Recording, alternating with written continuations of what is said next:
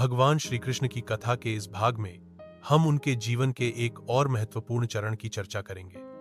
कंस वध के बाद मथुरा की जनता को लगा कि अब सब कुछ शांत हो जाएगा, लेकिन संकटों की लहर अभी थमी नहीं थी। कंस के मारे जाने के बाद श्री कृष्ण ने अपने नाना उग्रसेन को पुनः मथुरा का राजा बना दिया, परंतु कंस के मित्र और मामा जरासंध ने मथुरा पर बार बार आक्रमण करना शुरू कर दिया। उसने 17 बार मथुरा पर चढ़ाई की।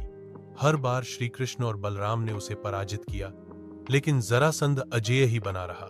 इस संकट से जनता को बचाने के लिए श्री कृष्ण ने एक नीति अपनाई। उन्होंने मथुरा की जनता सहित एक नया नगर बसाने का निर्णय लिया।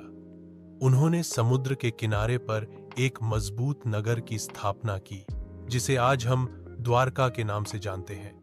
द्वारका एक सुव्यवस्थित, सुंदर और सुरक्षित नगर था, जो समुद्र के मध्य द्वीप पर स्थित था।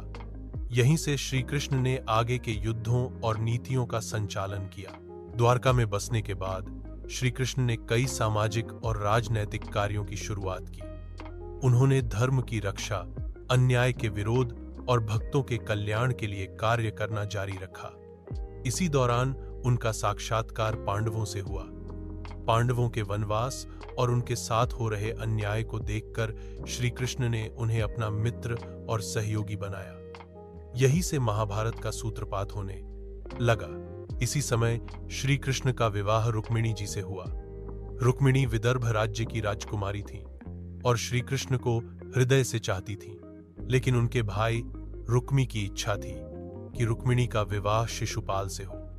रुक्मिणी ने श्री कृष्ण को एक पत्र के माध्यम से अपनी इच्छा प्रकट की। श्री कृष्ण ने रुक्मिणी को मंदिर से उठाकर विवाह किया और रुक्मी को हराकर द्वारका लौट आए। इसके बाद श्री कृष्ण ने कई विवाह किए, जिनमें सत्यभामा, जाम्बवती, लक्ष्मणा आदि प्रमुख थीं। इन विवाहों के पीछे भी धर्म और नीति की कई कहानियां जुड़ी हुई हैं। श्री कृष्ण ने हर स्त्री का सम्मान किया और उन्हें संरक्षण दिया। इसी चरण में श्री कृष्ण ने शिशुपाल का भी वध किया। शिशुपाल, जो कंस का मित्र और श्री कृष्ण का शत्रु था, बार बार भगवान का अपमान करता था। राजसूय यज्ञ के समय जब उसने श्री कृष्ण का अपमान किया, तब श्री कृष्ण अपने सुदर्शन चक्र से उसका वध कर दिया। इस प्रकार श्री कृष्ण का जीवन नीति, पराक्रम और धर्म का प्रतीक बन गया। उन्होंने एक राजा के रूप में नहीं, बल्कि जनसेवक और धर्म के रक्षक के रूप में कार्य किया। द्वारका से उन्होंने आने वाले महाभारत युद्ध के लिए नीति और मार्गदर्शन देना शुरू कर दिया था।